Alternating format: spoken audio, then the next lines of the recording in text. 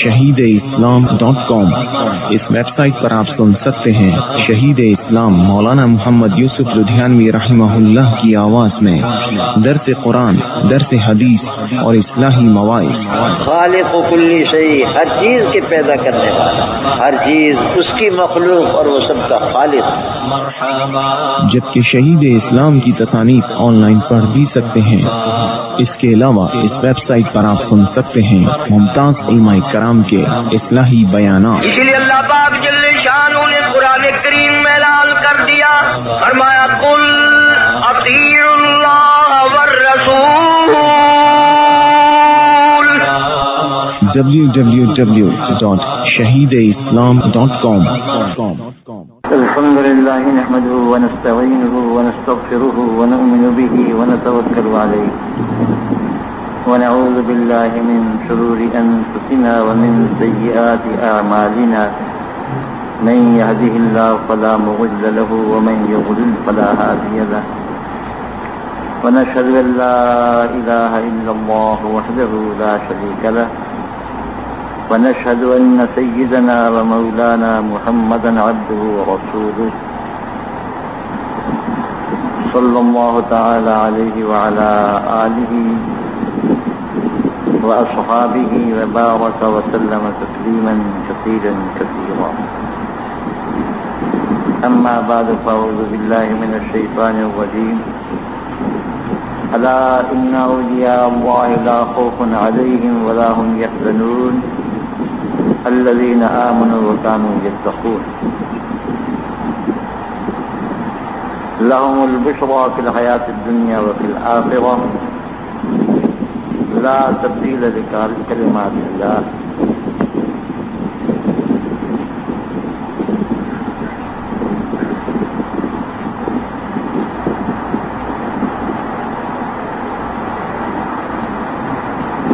ابھی گزشتہ دنوں ایک صاحب نے مجھے پرچہ دیا تھا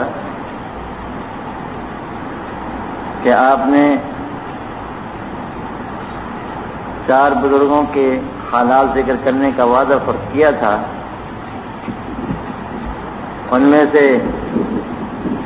2 کا ذکر کیا، پھر آپ بھول ہی گئے۔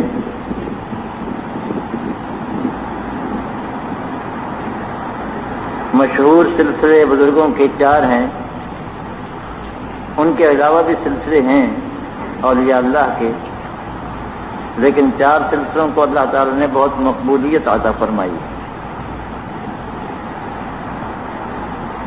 ان میں سے ایک سلسلہ حضرت شاہ عبد القادر جیلانی پیران پیر کی طرف منسوب ہے، سلسلہ قادریہ، قادری سلسلہ۔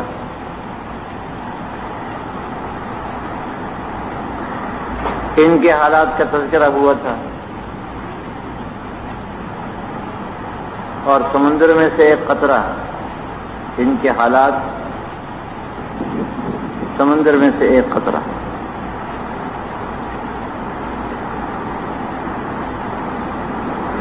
اس کے بعد دوسرا سلسلہ ہے شیخ شہاب الدین سہروردی سلسلہ ہے۔ میں نے بتایا تھا کہ یہ حضرت شاہ عبد القادر جیلانی رحمہ اللہ تعالی کے مریدین میں سے ہیں، لیکن ان کا سلسلہ کسی دوسرے بزرگ سے ہے، اور وہ جو میں کتاب پڑھ کر سنایا کرتا تھا وہ انہی کی کتاب ہے۔ ان کے تذکرے میں ان کے چند افادات کا ذکر آ گیا تھا۔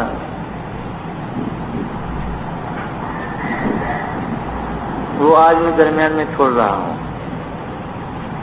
اس سلسلے کو ختم کرنے کے لیے درمیان میں چھوڑ رہا ہوں۔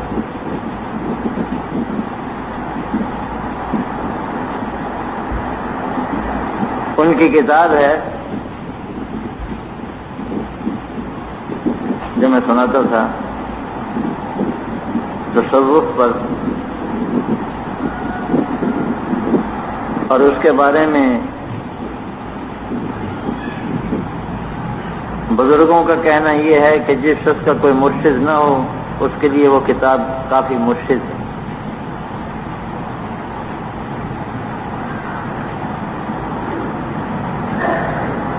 آج میں تیسرے بزرگ کا سلسلہ شروع کرتا ہوں، خواجہ معین الدین چشتی رحمہ اللہ تعالی، اور ان کی دو خصوصیتیں ہیں۔ ایک تو یہ کہ ان کا تعلق سرزمین ہند سے، ہندوستان کی سرزمین سے۔ ان کے شیخ نے ولایت ہند ان کے سپرد کی تھی، اس لیے بعض لوگوں نے بطور مبالغے کے ان کو نبی الہند کا خطاب دیا ہے، ہندوستان کا نبی۔ حالانکہ نبی تو نہیں، نبیوں کی شان تو بہت اونچی ہے۔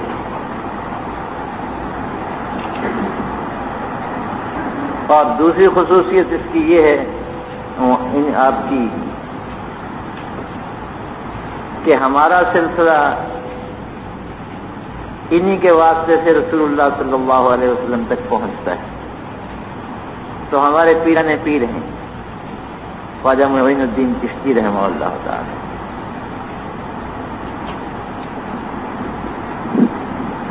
اس لیے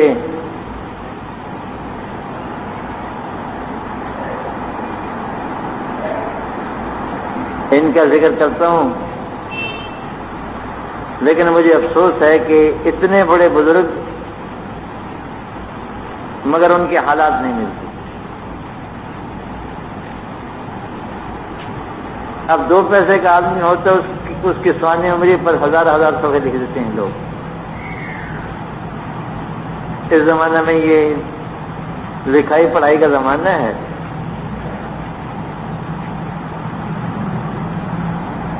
ایک بالش قد ہے، صرف ایک بالش، لیکن اس کی سوانح عمری لکھی جاتی ہے، یہاں پیدا ہوا، وہ ہوا، یہ ہوا، وہ ہوا۔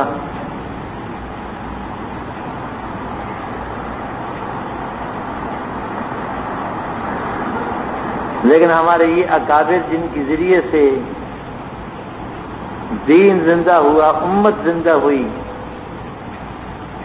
ان کے حالات بہت کم ملتے ہیں۔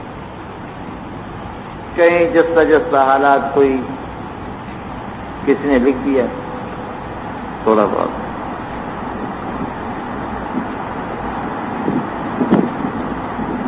اتنی بات ہے کہ ان کے شیخ ہیں خواجہ محمد عثمان ہرونی،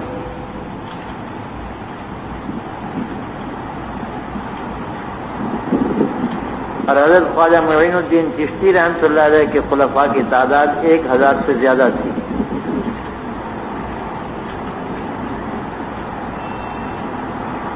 جن میں خواجہ بختیار کاکی مشہور ہیں، خواجہ بختیار کاکی،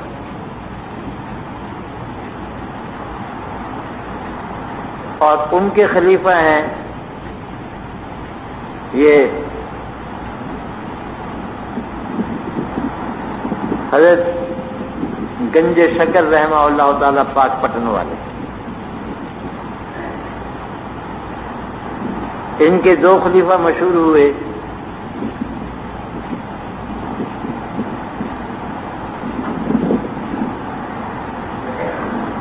ایک سلطان الہند خواجہ نظام الدین اولیاء،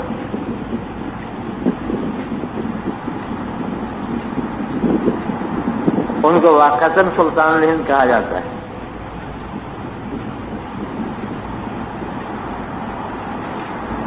اور دوسرے خواجہ نصیر الدین محمود چراغ دہلوی۔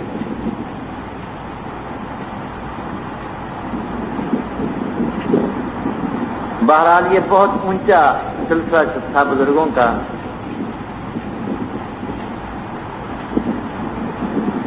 خواجہ معین الدین چشتی رحمۃ اللہ علیہ کا اسم گرامی ہے حسن، اور والد ماجد کا نام غیاث الدین بتاتے ہیں۔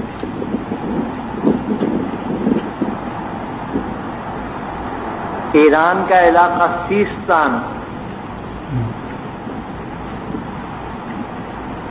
اس علاقے کے رہنے والے تھے. اس سیستان کی طرف نسبت کر کے سجزی کہتے ہیں عربی میں، سجزی، اور بعض لوگ اس کو سنجری پڑھتے ہیں. حسن سنجری یا حسن سجزی، اصل میں حسن سجزی ہے. سین کی زید، جیم کی سکون اور را کے کسرے کے ساتھ.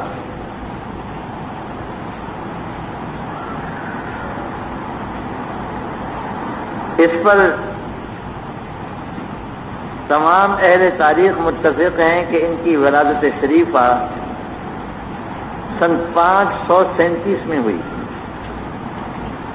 سن 537 ہجری، 6 صدی میں. اور میں بتا چکا ہوں کہ یہی زمانہ شاہ عبد القادر جیلانی کا ہے. یہ ایک ہی زمانے کے بزرگ ہیں، یہ ان سے چھوٹے ہیں، طبقے کے اعتبار سے ان سے چھوٹے ہیں، لیکن یہی 6 صدی ان کا زمانہ ہے اور یہی 6 صدی ان کا زمانہ ہے.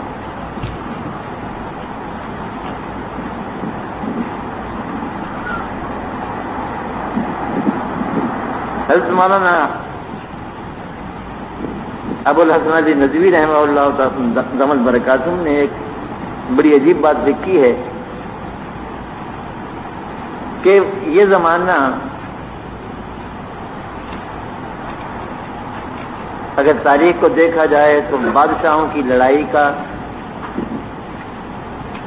اور دنیا داروں کے دنیا پر ٹوٹ پڑنے کا زمانہ ہے. یہ 5ویں اور 6 صدی.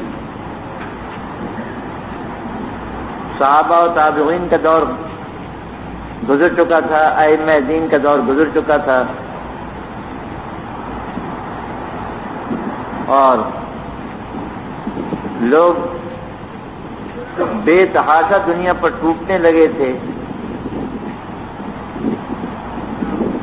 اللہ تعالیٰ کی حکمت بالغہ عجیب تھی کہ اس زمانے میں اس قسم کے اکابر اولیاء اللہ کو اللہ تعالیٰ نے کھڑا کیا اور انہوں نے امت کا رخ بدل دیا.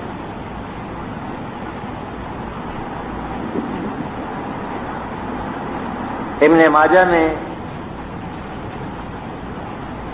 ایک حدیث ہے کہ ان اللہ تعالی یغرس لہذا الدین غرسا یستعملہ لدینہ اور کما قال علیہ الصلوۃ والسلام. اللہ تعالیٰ اس امت میں پودے لگاتے رہیں گے جن کو اللہ تعالیٰ اپنے دین کے لیے استعمال فرماتے رہیں گے. ایک پودے کی جگہ دوسرا پودا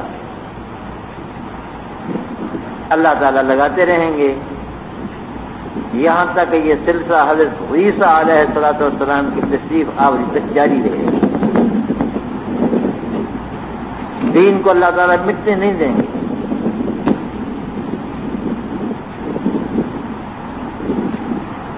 دین کے تمام شعبے اپنی اپنی جگہ کام کرتے رہیں گے. کچھ لوگ مسئلے مسائل بتانے والے ہیں دین کے، وہ اپنی جگہ کام کر رہے ہیں. کچھ لوگ قرآن کریم کے پڑھنے پڑھانے والے ہیں، وہ اپنی جگہ کام کر رہے ہیں. کچھ لوگ حدیث شریف پر کام کرنے والے ہیں، وہ اپنی جگہ کام کر رہے ہیں.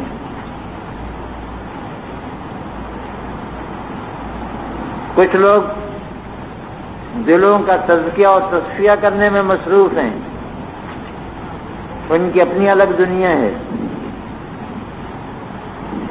کچھ لوگ دعوت اللہ کے کام میں لگے ہوئے ہیں، ان کی اپنی دنیا ہے. یہ عظیم الشان کارخانہ جس کے بے شمار شعبے اللہ نے بنائے ہیں،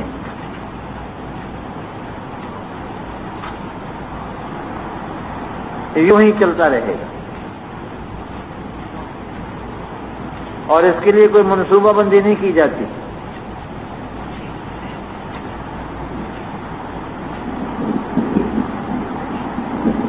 یعنی جس طرح حکومتیں منصوبے بناتی ہیں، کوئی منصوبہ بندی نہیں، کس ملک میں کیا ضرورت ہے کیا نہیں ہے، کوئی منصوبہ نہیں بناتا۔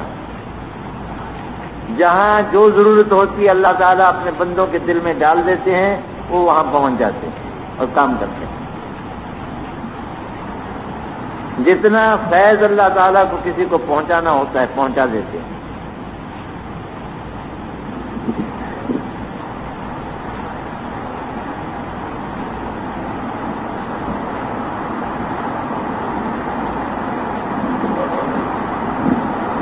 تو میں عرض کر رہا تھا کہ سن 537 میں خواجہ معین الدین چشتی رحمہ اللہ تعالی کی ولادت شریفہ ہوئی۔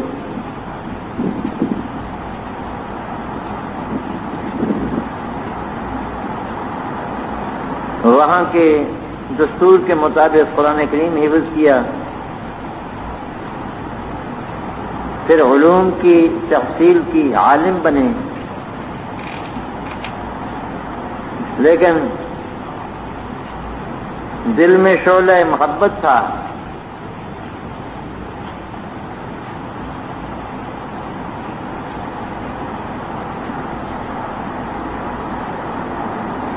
اس لیے بیعت کی سزا ہوئی۔ ان کا سلسلہ نسب 11 واسطوں سے حضرت حسین رضی اللہ تعالیٰ عنہ سے مل جاتا ہے، یعنی حسنی سید ہیں، حسینی سید ہیں، حضرت امام حسین رضی اللہ تعالیٰ عنہ کی اولاد میں سے۔ 15 سال کی عمر تھی کہ تمام علوم سے فارغ ہو چکے۔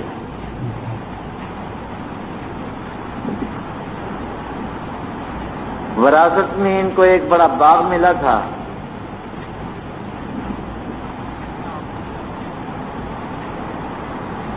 دوسرے مشاغل کے ساتھ اس باغ کی نگرانی بھی فرماتے تھے،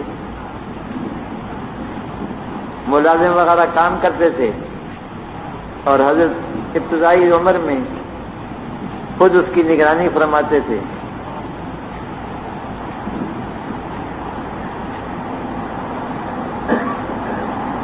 ایک مرتبہ ایک مجذوب ابراہیم قہزندی تشریف لائے، شیخ نے ان کی بڑی تعظیم و تکریم کی، ان کے لیے کچھ انگور اور کچھ پھل لے کر آئے۔ ابراہیم مجذوب نے اپنے دانتوں سے ایک پھل لیا، اس کو چبایا تھوڑا سا اور ان کو دے دیا۔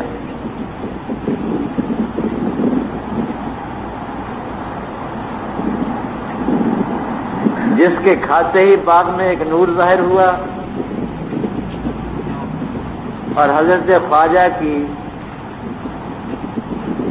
حالت دگرگوں ہو گئی۔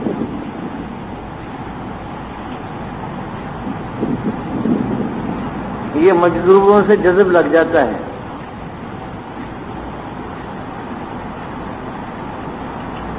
اس لیے ذرا مجذوب قسم کے لوگوں سے محتاط رہنا چاہیے۔ کچھ تو یہ لوگ پاگل پھرتے ہیں جن کا دماغ خراب ہو جاتا ہے بیچاروں کا، یہ مجذوب نہیں ہوتے۔ مجذوب کہتے ہیں مست الست لوگوں کو، جن کو نشہ خداوندی نے مست کر دیا ہو اور دنیا سے بے خود ہو گئے۔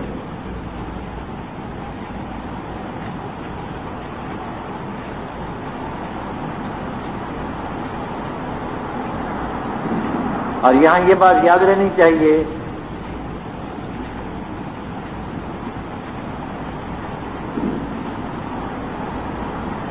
کہ مجذوب ہو جانا کمال نہیں ہے، نقص۔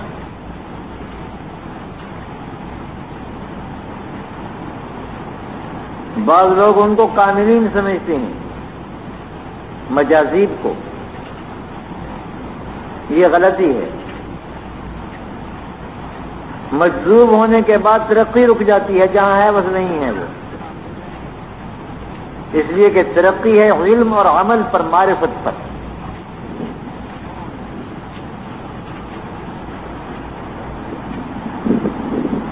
ہاں اگر جذب کے ساتھ ساتھ سلوک بھی ہو، یعنی اللہ کے راستے پر چلتا بھی رہے، ہوش و حواس گم نہ ہو گئے ہوں، تو پھر یہ نعمت کبریٰ ہے۔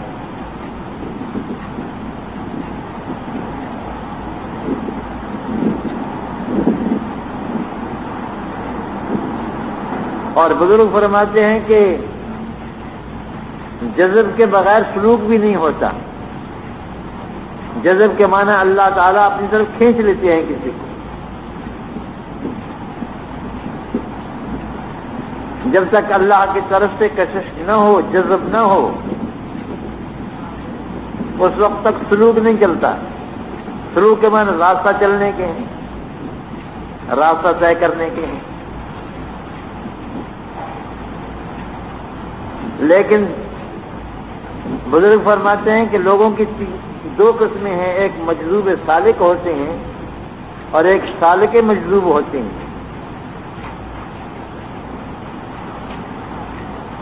مجذوب سالک ان لوگوں کو کہا جاتا ہے جو پہلے کھینچ لیے جاتے ہیں پھر چلائے جاتے ہیں۔ اللہ تعالیٰ کی کشش ان کو پہلے کھینچ لیتی ہے اپنی طرف، اور پھر وہ راستہ پر چلنا شروع کرتے ہیں۔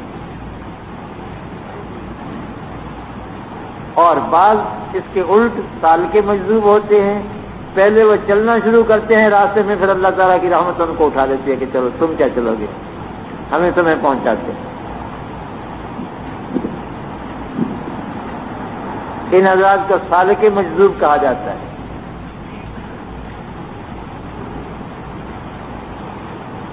تو جن لوگوں کے ہوش و حواس جاتے رہیں، مست ہو جائیں، وہ کسی کام کے نہیں رہتے، وہ ہمارے کام کے نہیں رہتے۔ ان کے لیے ان کو ستاؤ بھی نہیں، باقی ان کے قریب بھی مت جاؤ، کیونکہ وہ ایسی منزل میں پہنچے ہوئے ہیں جہاں تک تمہاری رسائی نہیں ہے، خدا جانے ان کے منہ سے کیا نکل جائے، اور اللہ تعالیٰ ان کے کہے ہوئے کی پھر لاج رکھا کرتے ہیں۔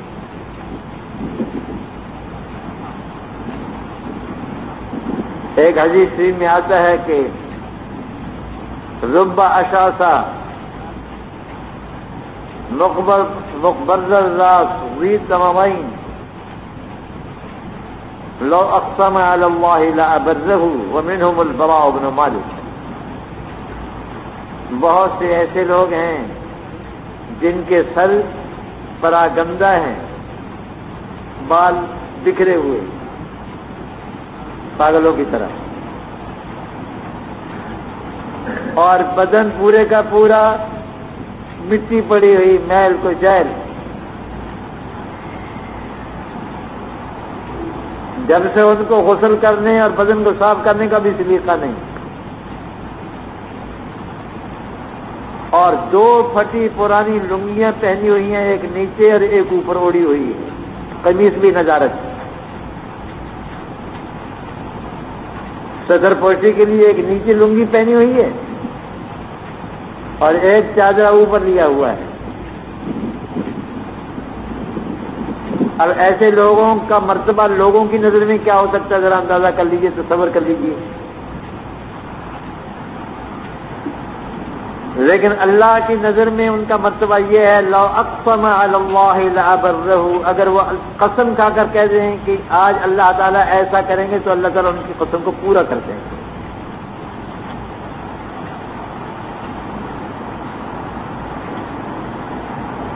اور فرمایا حضرت صلی اللہ علیہ وسلم نے کہ اسی جماعت کے ایک فرد براء ابن مالک ہیں، ایک صحابی تھے،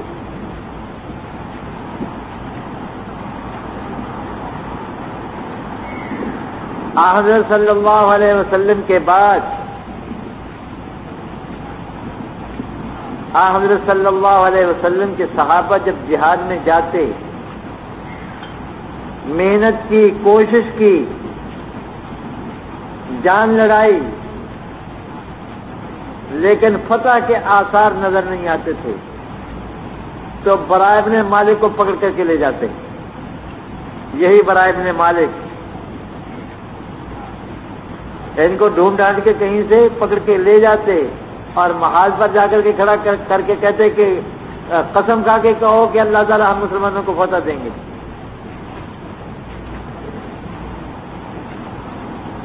قسم کھا کے کہو.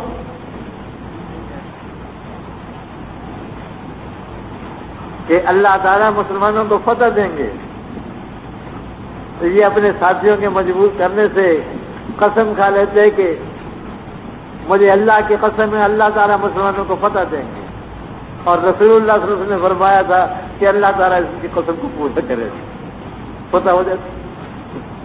کبھی ایسا نہیں ہوا کہ براء ابن مالک نے قسم کھا کے بھی کوئی بات کہی ہو اور اللہ نے ان کی قسم جھوٹی کر دی.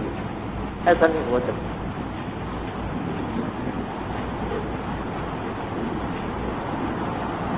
تو میں عرض کر رہا تھا کہ یہ مجازیب قسم کے جو لوگ ہوتے ہیں، مجذوب قسم کے، ان سے ذرا بچتے رہا کرو، قریب نہ جایا کرو. لوگ معتقد ہو جاتے ہیں.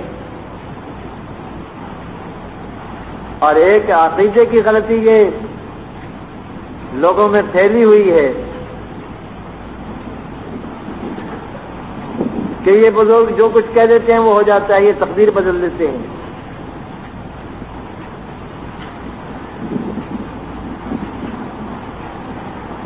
اور یہ منڈی فقیر قسم کے لوگ ہیں نا، انہوں نے ایک اور بات پیدا رکھی ہے کہ اللہ تعالیٰ نے لوح محفوظ کو جب لکھا تھا، وہاں تقدیریں لکھی تھی تو کچھ سیاہی بچ گئی تھی، وہ فقراء کی زبان پر انڈیل دی اللہ تعالیٰ نے. تو گویا ان کا کہا ہوا بھی نوشتہ تقدیر ہے.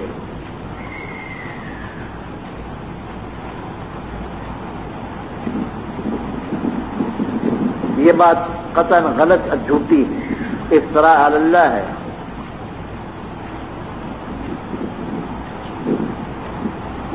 اور اس کی حقیقت یہی ہے جو میں نے ابھی ذکر کی ہے کہ یہ اللہ تعالیٰ کے خاص مقبول اور محبوب بندے ہوتے ہیں جنہوں نے اپنی ہستی کو اللہ کی رضا میں مٹا دیا.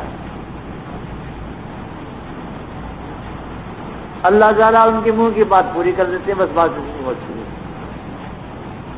اللہ تعالیٰ ان کے منہ کی بات پوری فرما دیتے ہیں. باقی تقدیر کا قلم ان کے ہاتھ میں نہیں اور نہ ان کی بات نوشتہ تقدیر ہے.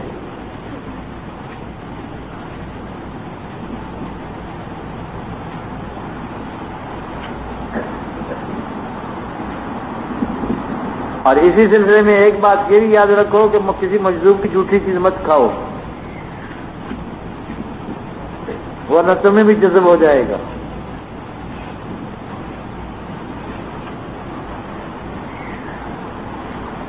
اور جذب اگر اس قسم کا ہو جائے، خدا نہ خواستہ ہوش ہی نہ ٹھکانے رہے، تو پھر تو بڑا کام خراب ہے.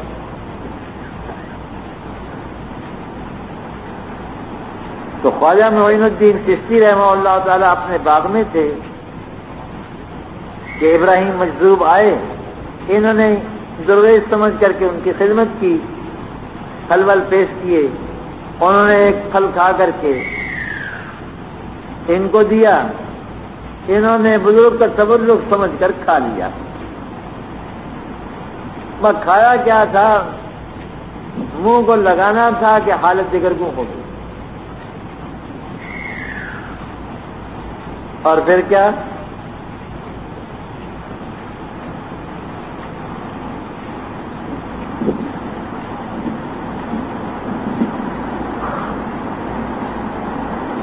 شیخ سعدی کا ایک قطع ہے،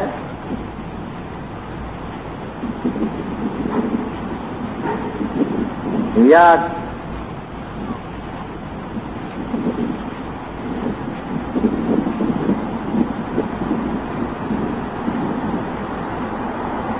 یا مرو با یار ازرق پیرہن، یا بکش انگشت پر خام،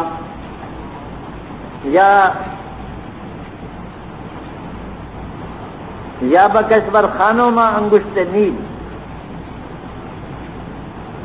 یا تو نیلے کرتے والے یار کے ساتھ چلو نہیں، یا تو نیلے کرتے والے یار کے ساتھ چلو نہیں، اور اگر ساتھ چلنا ہے تو عزت و آبرو اور خاندان اس پر نیل کی انگلی پھیر دو، خط کھینچ دو، ختم۔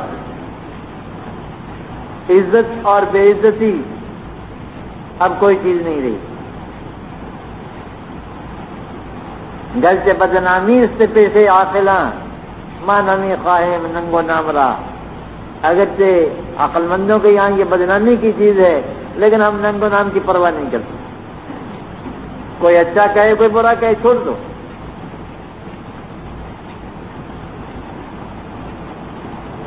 یا مکن با پیل بانا دوستی، یا ہاتھی والوں سے یاری نہ لگاؤ، یا بنا کن خانہ پر انداز پیل، خانہ پر انداز پیل، یا پھر ہاتھیوں کے برابر مکان بھی بناؤ۔ یاری لگاتے ہو ہاتھی والوں کے ساتھ اور دروازے رکھتے ہو چھوٹے، یہ نہیں ہوگا۔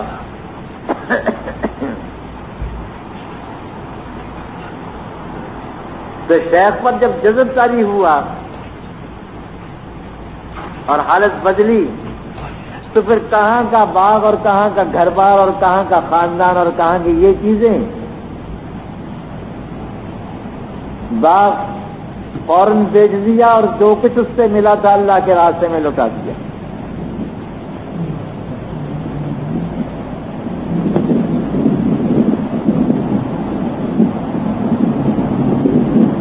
جذب پیدا ہو گیا، جذب اسی کو کہتے ہیں کشش الی اللہ، اللہ کی طرف کھنچاؤ پیدا ہو جانے،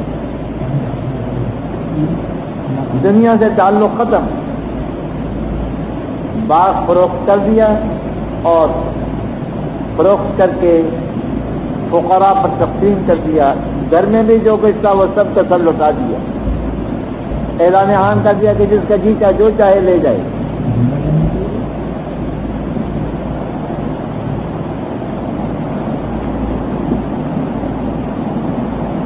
اول سمرقند پہنچے، وہاں حفظ قرآن تعلیم اردو میں ظاہری میں رہے، اس سے کے بعد فراغت کے بعد عراق تشریف لے گئے اور قصبہ ہرون پہنچ کر خواجہ عثمان ہرونی رحمہ اللہ سے بیعت ہوئے۔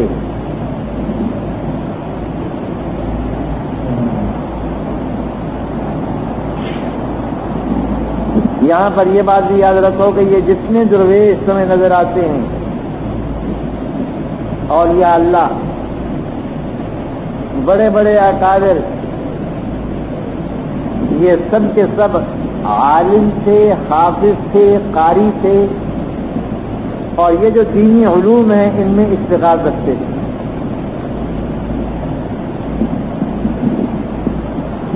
اور یہ جو لوگوں نے سمجھ لیا ہے کہ بزرگی کی لائن اور الگ ہے اور یہ جو شریعت کے علوم کا پڑھنا پڑھانا ہے یہ بالکل الگ چیز ہے، یہ دنیا کا سب سے بڑا جھوٹ ہے۔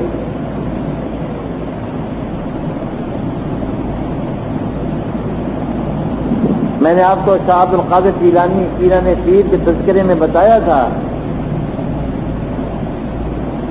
کہ بیک وقت ان کی خانقاہ میں 4 شعبے چلتے تھے، اور اپنے وقت میں وہ 4 شعبوں کے امام تھے۔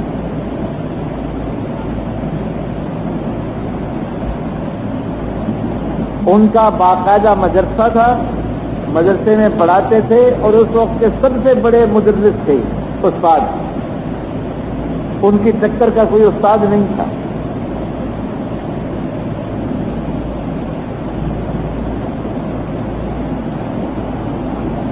ابن قدامہ المقدسی حنبلی ہیں، ان کی کتاب ہے المغنی،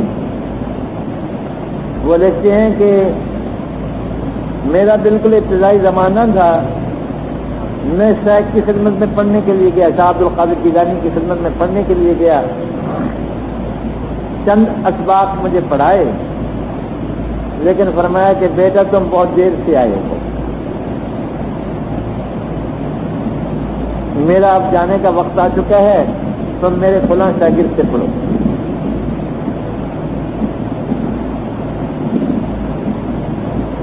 تو اس وقت کے سب سے بڑے مدرس تھے حضرت پیران پیر، کتابیں پڑھاتے تھے، اور سب سے بڑے مفتی تھے اس وقت کے، فتویٰ جاری ہوتا تھا، اور دونوں مذہبوں پر فتویٰ دیتے تھے، امام شافعی کے مذہب پر اور امام احمد بن حنبل کے مذہب پر۔ یہ مسئلہ بھی یاد رکھو کہ صرف فتویٰ صرف ایک مذہب پر دے سکتے ہیں۔ میں حنفی ہوں، مجھے صرف حنفی مذہب پر فتویٰ دینے کا حق ہے۔ میں یہ تو بتا سکتا ہوں کہ امام شافعی رحمۃ اللہ علیہ کا مذہب یہ ہے اس مسئلے میں، یہ بھی بتا سکتا ہوں کہ امام مالک اس مسئلے میں یہ رائے رکھتے ہیں، امام احمد بن حنبل یہ رائے رکھتے ہیں۔ مجھے ائمہ کے مذاہب بتا دینے کا حق حاصل ہے، لیکن میں فتویٰ صرف اپنے امام کے قول پر دوں گا، کسی دوسرے کے امام کے قول پر فتویٰ نہیں دے سکتا میں، یہ ایک اصول ہے۔ لیکن حضرت شیخ پیران پیر رحمہ اللہ تعالیٰ کو اللہ تعالیٰ نے یہ قدرت عطا فرمائی تھی کہ بیک وقت دونوں مذہبوں پر فتویٰ دیتے تھے۔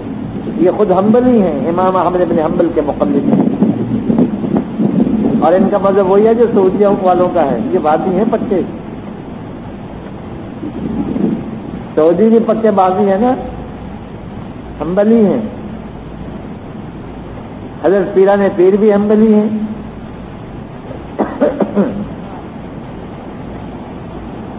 تو اس وقت کے سب سے بڑے مفتی بھی حضرت پیران پیر تھے، اور اس وقت کے سب سے بڑے واعظ بھی حضرت پیران پیر تھے۔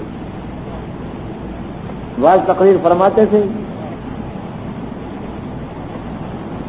اور نامعلوم کہاں کہاں سے سمٹ کر لوگ ان کے واعظ میں جمع ہوتے تھے،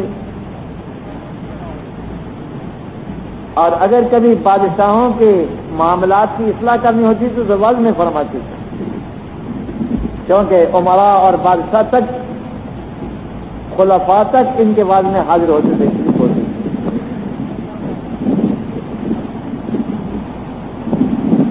اور درویشی اور بزرگی کے جو پوچھنے کیا پیران پیر کہلاتے ہیں۔ اپنے وقت کے سب سے بڑے شیخ بھی تھے، اور منبر پر بیٹھ کر فرمایا تھا کہ قدمی حاضری علی رقبت کل ولی، میرا یہ پاؤں ہر ولی کی گردن پر ہے۔ ہندوستان میں حضرت خواجہ معین الدین چشتی رحمہ اللہ تعالیٰ کو یہ بات پہنچی، یہ کیسے ہو گیا؟ ٹیلی فون لگا ہوا ہوگا، ان کے بھی ٹیلی فون ہوتے ہیں۔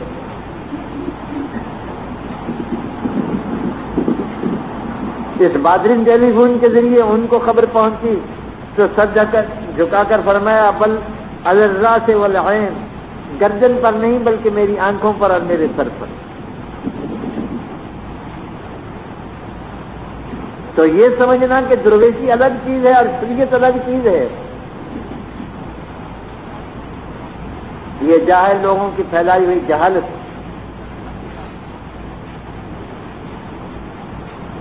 یہ بزرگان دین اپنے وقت کے عالم بھی تھے، امام فتویٰ بھی تھے، واعظ بھی تھے، اور ساتھ کے ساتھ صوفی بھی تھے۔ الحمدللہ ہمارا سب کا سب سلسلہ ہمارے اکابر کا ان چاروں کو لیے ہوئے، چاروں چیزوں کو لیے ہوئے۔ اللہ تعالیٰ کا شکر ہے۔ اور میں نے ایک موقع پر عرض کیا تھا کہ اللہ تعالیٰ کا احسان ہے کہ ہمارا سلسلہ طریقت جو ہے یہ اقطاب کا سلسلہ ہے، اقطاب کا۔ ہر بزرگ اپنے زمانے کا قطب ہوا۔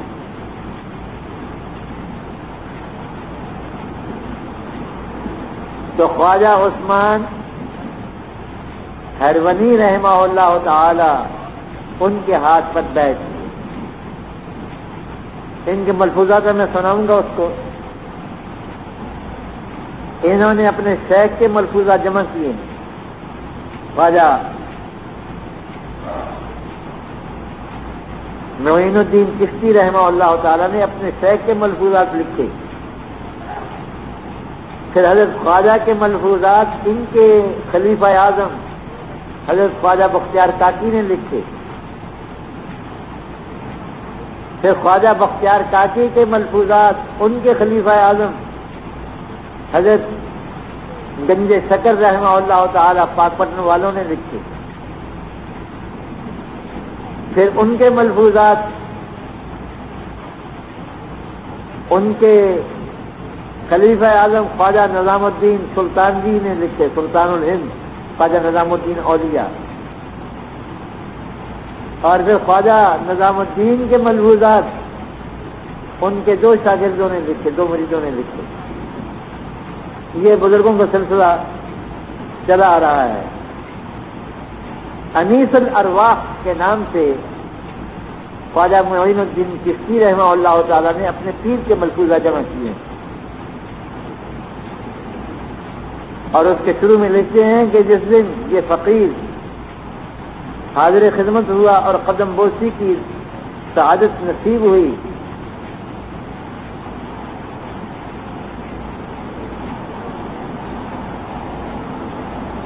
تو مجھے بیعت فرما کر میرے سر کے بال کٹوائے اور 4 گوشہ ٹوپی میرے سر پر رکھی.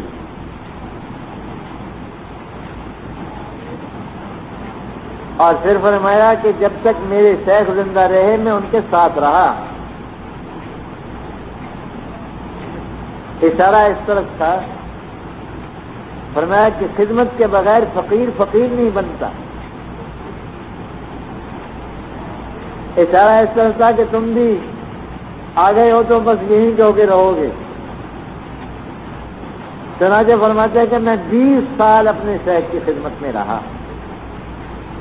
خواجہ معین الدین چشتی رحمہ اللہ تعالی کی خدمت میں 20 سال رہے.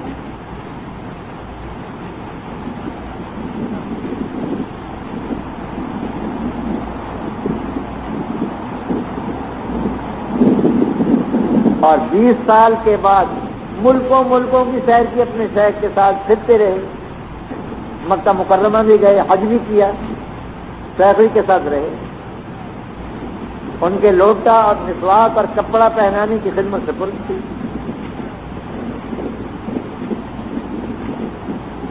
بیس سال کے بعد شیخ نے معین الدین کا خطاب دیا اور کہا کہ حسن ولایت ہند تمہارے سپرد کی جاتی ہے. ہندوستان کی ولایت تمہارے سپرد کی جاتی ہے. جاؤ وہاں جا کے بیٹھ جاؤ.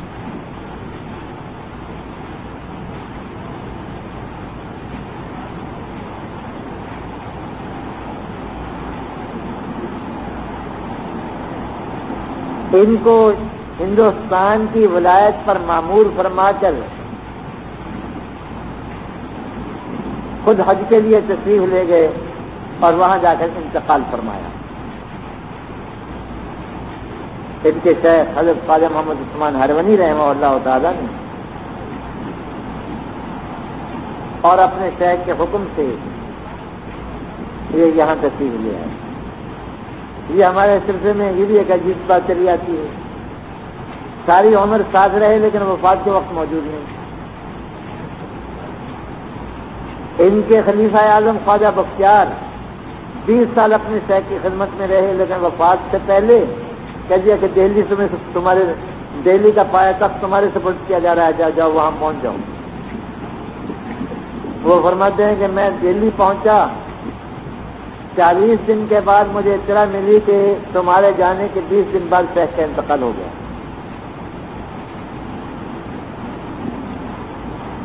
اور ان کے خلیفہ اعظم شیخ مسعود فجودنی گنج شکر وہ 20 سال اپنی خدمت میں شیخ کی خدمت میں رہے، لیکن وفات سے پہلے فرما دیا فلاں جگہ چلے گئے.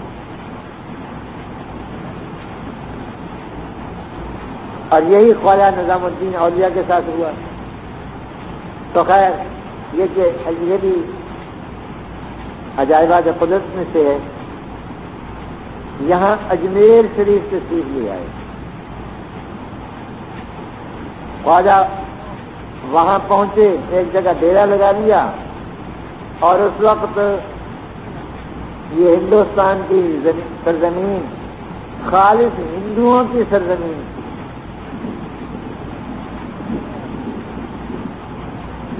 بہت کم لوگ ایسے تھے جو کہیں خال خال مسلمان ہو گئے تھے محمود غزنوی کے زمانے سے. وہاں راجا پرتھوی راج کی حکومت تھی.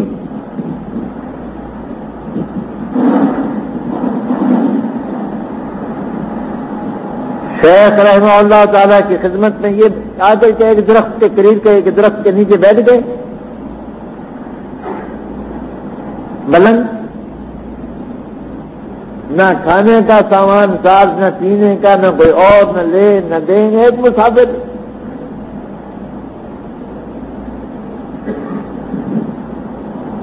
کوئی دم درود کے لیے آ جاتا، بیمار ہوتا، یہ پھونک مار دیتے، اللہ تعالیٰ شفا دے دیتے. اس طرح لوگ مسلمان ہونے لگے. جو ان کی خدمت میں بیٹھ جاتا مسلمان ہو جاتا.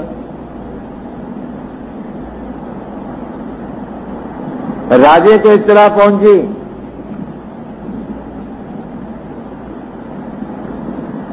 تو اس نے پیغام بھیجا کہ اس سے کہو کہ نکل جائے یہاں سے.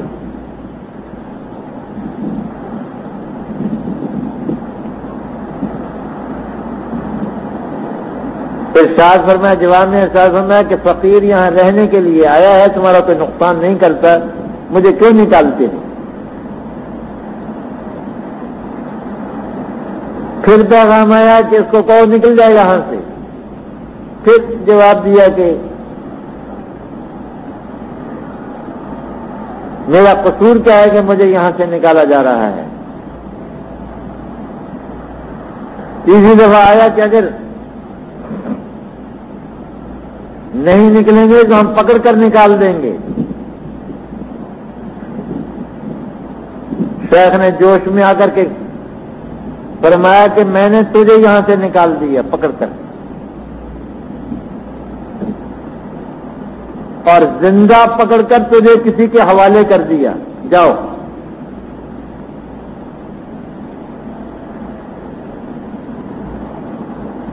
شیخ کا یہ فرمانا تھا کہ چند دن کے بعد شہاب الدین غوری آئے اور اس پر حملہ آور ہوئے، زندہ پکڑا گیا، اور وہ علاقہ مسلمانوں کا ملک بن گیا.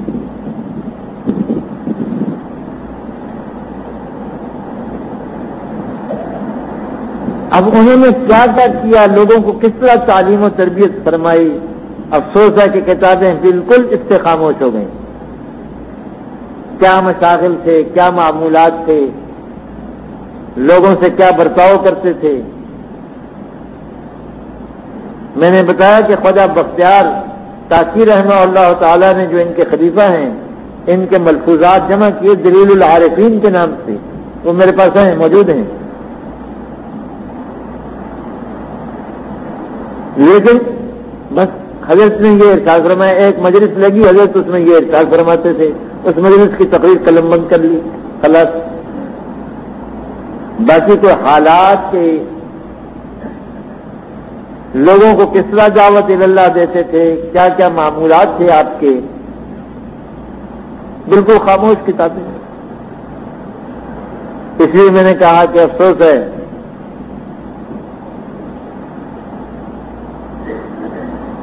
کہ اتنے بڑے شیخ جس دن ان کا انتقال ہوا،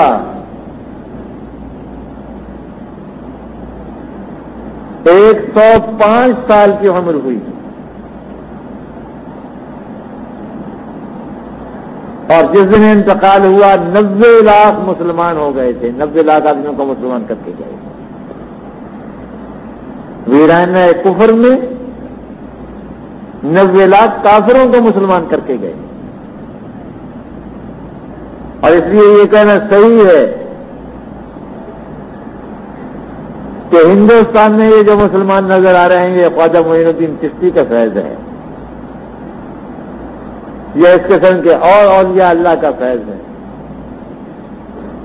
بادشاہوں کی تلواروں سے اسلام نہیں پھیلا، یہ انگریزوں نے جھوٹ پھیلایا تھا کہ عالمگیر رحمہ اللہ تعالی نے تلوار کے زور سے لوگوں کو مسلمان بنایا تھا. بھلا تو تلوار کے زور سے بھی مسلمان ہوا کرتے ہیں.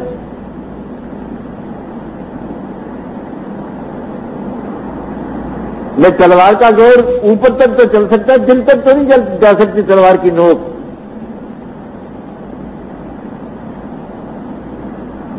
یہ جو والہانہ عقیدت کے ساتھ لوگ مسلمان ہوئے، اور آج بھی جبکہ ہندوستان پر کفر کا تسلط ہے اور مسلمانوں کی پٹائی ہو رہی ہے، لوگ مسلمان ہو رہے ہیں. ان کو کون مسلمان کر رہا ہے؟ ہندوستان میں جب انگریز کا تسلط تھا، آپ دیکھتے تھے کہ جامع مسجدوں میں اور دوسرے لوگ مسلمان ہوتے تھے، ہندو مسلمان ہوتے تھے. جبر و تشدد کے ساتھ کفر کو پھیلایا جا سکتا ہے، اسلام کو نہیں پھیلایا جا سکتا. لا اکراہ فی الدین، دین میں زبردستی نہیں چلتی. تو اس لیے بزرگ فرماتے ہیں کہ علماء کی تبلیغ اور بادشاہوں کے دبدبہ اور تمتنا سے دین اتنا نہیں پھیلا جتنا کہ بزرگوں نے دین کے انفاس طیبہ سے پھیلا ہے، ان کے فیض و صحبت سے پھیلا ہے.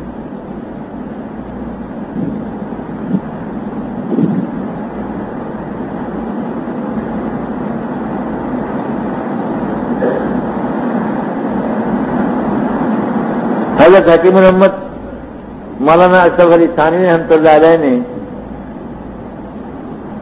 حضرت خواجہ کی اتباع سنت کا ایک واقعہ نقل کیا ہے کہ ایک دفعہ وضو فرما رہے تھے، اتفاق سے داڑھی کا خلال کرنا بھول گئے. پہلے مسئلہ سمجھو کہ جس شخص کی داڑھی ہلکی ہو اس کے لیے پوری داڑھی کا بھگونا فرض ہے. وضو میں داڑھی کا ترک کرنا فرض ہے. اور جس کی داڑھی گھنی ہو اس کے لیے بالوں کے اندر پانی پہنچانا فرض نہیں ہے، صرف اس کے اوپر کے حصے کا دھو لینا فرض ہے. لیکن اندر سے خلال کرنا داڑھی کا اس کے حق میں سنت ہے، اور سنت بھی مستحب قسم کی، یعنی کوئی اگر چھوڑ دے نہ کرے تو گنہگار نہیں ہوگا. اور یہ بھی نہیں کہہ سکتے کہ اس نے بہت برا کیا. یعنی سنت کا درجہ مستحب کا ہے، سنت مستحبہ.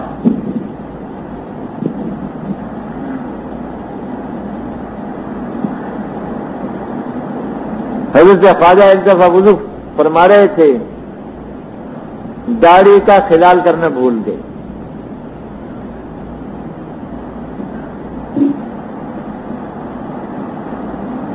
غیر سے آواز آئی کہ محبت رسول کا دعویٰ کرتے ہو اور سنت کے خلاف کرتے ہو.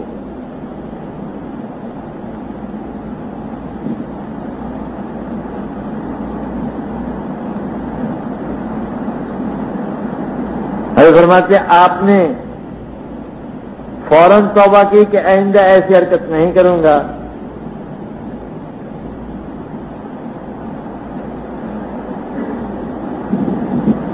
اور اس پر استغفار کیا، توبہ کی. ایک مستحب کے ترک کر دینے پر عتاب ہوا غیب سے، اور آپ نے اس پر توبہ کی.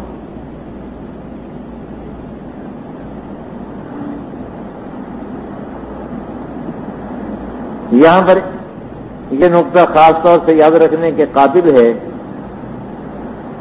کہ حق تعالی شانہ کا ہر ایک کے ساتھ معاملہ جدا ہے.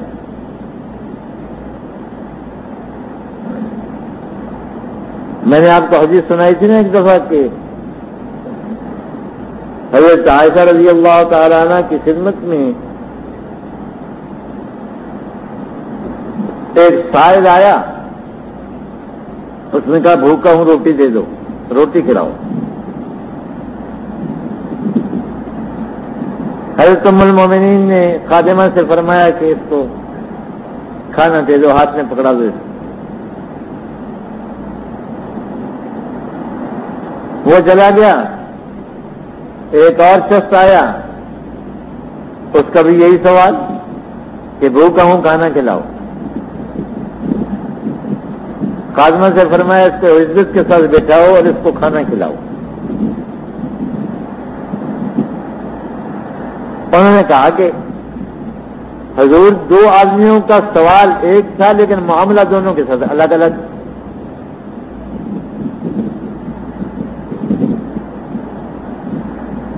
ارشاد فرمایا کہ ہمیں حضور صلی اللہ علیہ وسلم نے وصیت فرمائی تھی انزل الناس علی قدر منازلہم، لوگوں کو ان کے مرتبے پر اتارا کرو. یعنی جس مرتبے کا آدمی ہو اس مرتبے کا اس کے ساتھ معاملہ کرو. یہ بات کہہ کر کے فرمایا کہ وہ پہلا آدمی بیچارہ کم حیثیت تھا، اس کے ہاتھ میں روٹی پکڑا دی، وہ اسی پر خوش ہو گیا، اس نے تو اپنی بےعزتی نہیں محسوس کی. اور اس آدمی کو میں نے دیکھا کہ یہ صاحب وجاہت ہے. اب کسی چودھری کے ہاتھ میں تم روٹی پکڑا دو تو اس کو اپنی بےعزتی سمجھے گا نا. معزز آدمی کے ہاتھ میں روٹی پکڑا دو تو یہ تو اس کو اپنی بےعزتی سمجھے گا، اس لیے اس کو بٹھا کر کھلانا چاہیے تھا. میں نے دونوں کی حیثیت کے مطابق معاملہ کیا ہے حضرت صلی اللہ علیہ وسلم کی سنت کے مطابق. یہ میں نے آپ کو اس لیے حدیث سنائی کہ حق تعالی شانہ کا بھی معاملہ اسی طرح ہے. اللہ تعالی ہر بندے کے ساتھ اس کی حیثیت کے مطابق معاملہ فرماتے ہیں.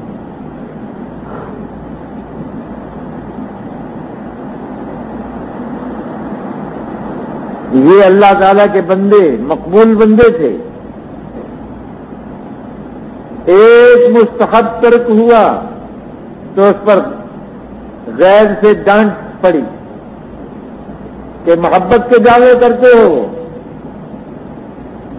حالانکہ دعویٰ انہوں نے کب کیا تھا؟ یہاں تو دعوے کی نفی ہو گئی تھی. مطلب یہ ہے کہ بزرگ بنے پھرتے ہیں اور مستحب کا التزام نہیں. ان کو ایک دن ایک مستحب کے ترک پر ٹوک دیا گیا، غیر سے ٹوک دیا گیا. اور ہم فرائض کو بھی ہضم کرتے پھرے، ہمیں کوئی ٹوکنے والا نہیں. ہمارے ساتھ ہماری حیثیت کے ساتھ معاملہ کیا جاتا ہے اور ان اکابر کے ساتھ ان کی حیثیت کے ساتھ معاملہ کیا جاتا ہے.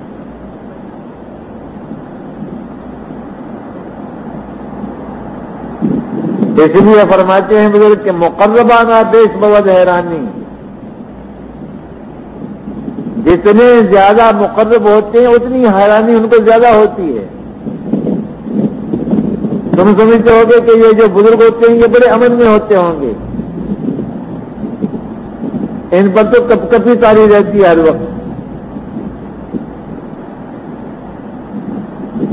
یہ مضمون انشاءاللہ کسی دوسرے وقت میں آ جائے گا. وآخر دعوانا ان الحمد للہ رب العالمین. shahideislam.com اس ویب سائٹ پر آپ سن سکتے ہیں شہید اسلام مولانا محمد یوسف لدھیانوی رحمہ اللہ کی آواز میں درس قرآن، درس حدیث اور اصلاحی مواعظ. خالق کل شیء، ہر چیز کے پیدا کرنے والا، ہر چیز اس کی مخلوق اور وہ سب کا خالق. جبکہ شہید اسلام کی تصانیف آن لائن پڑھ بھی سکتے ہیں۔